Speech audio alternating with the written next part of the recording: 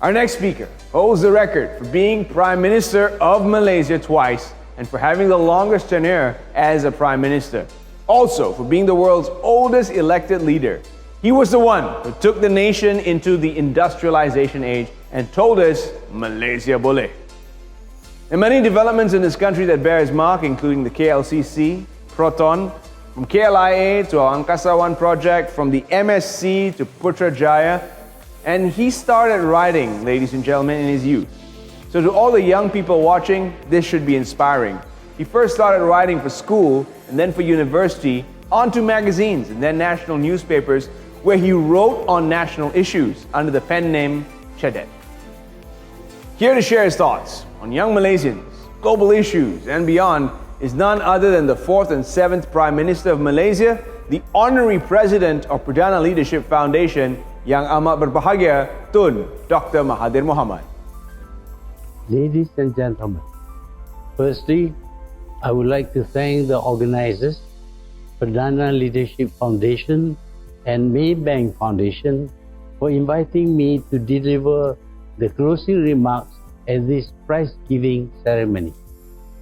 My congratulations to all the winners of this writing and photo contest. I believe both skills are useful in this day and age of digital communication.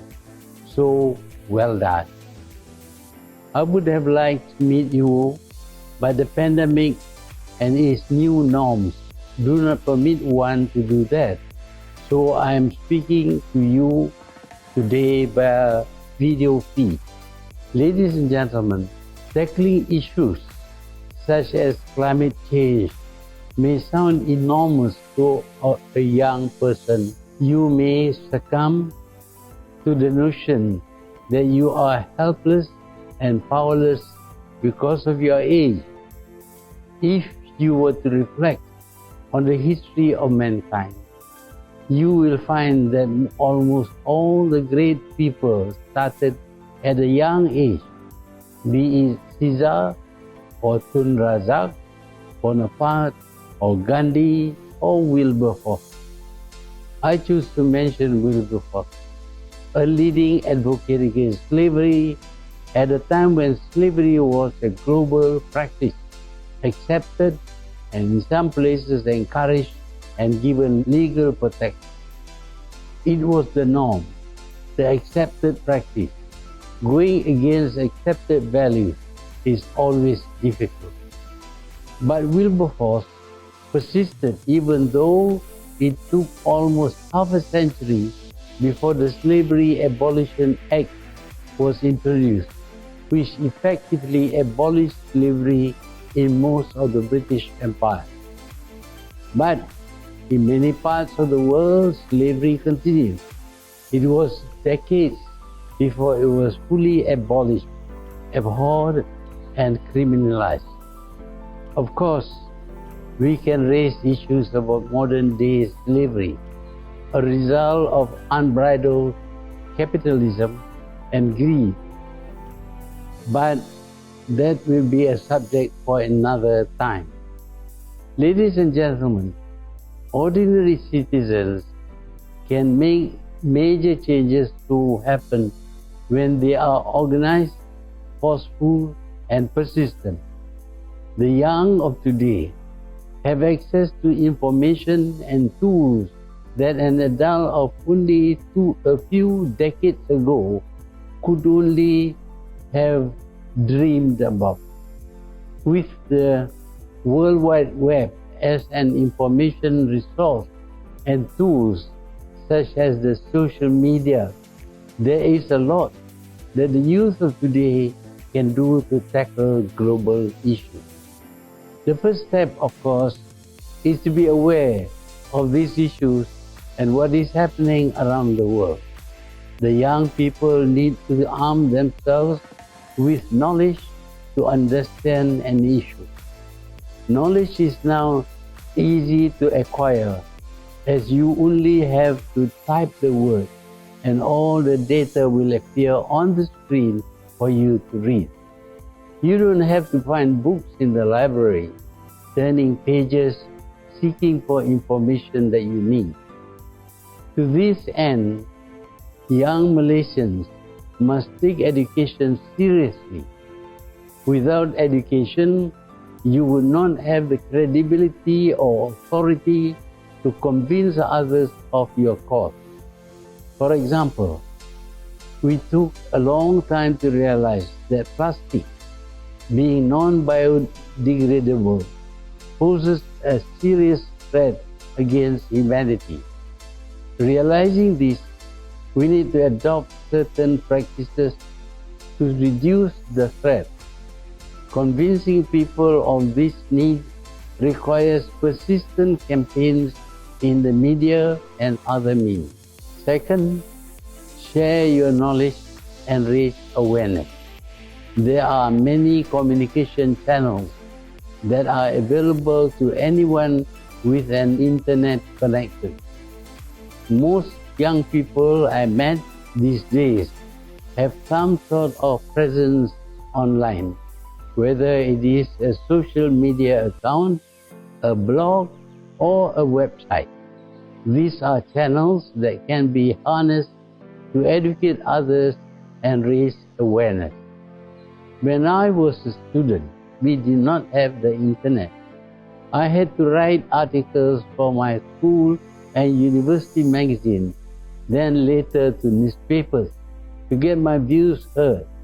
There was a lag between the time of writing and publication, and my audience was limited to the readers of the magazines and newspapers. Today, if I have an opinion about a subject, I can write and publish within an hour on my social media, blog, or video channel. I can get comments and feedback within a few hours. My audience is international and theoretically limitless. It takes only a few minutes and a few clicks to create a website and social media account. It takes a bit longer, of course, to arrange your thoughts and craft your message. But there are no gatekeepers to publication. You can publish almost instantly. This is power that is in your hands today that should not be underestimated. Third, start volunteering. There are many organizations and societies that are open to young volunteers where you can be a part of the action and network with like-minded people. Each group takes a different form of action. Some groups organize activities with others, while others lobby for change in policy. You have to know what level of action you are comfortable with. Some youth organizations also belong to a bigger international group, and the action at local level can be amplified on a global scale. If you cannot resonate with any group, it may be time for you to start your own. I understand that there was a speaker earlier who has done just that, started in his own NGO at the age of 14 to clean up beaches and to do this bit for turtle conservation. I'm sure he never said to himself that he was too young to do something for the environment.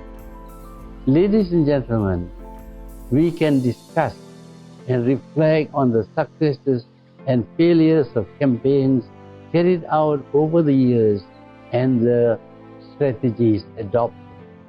But underneath all these, the most important element is the heart or the passion based on good values and belief system. It is this foundation that propels a person, young and old, to pursue what they truly believe in and not to be just spectators in wanting the change to be realized. Today, the world faces new challenges. These challenges will shape and affect the world in future, a future where many of you will live the rest of your life.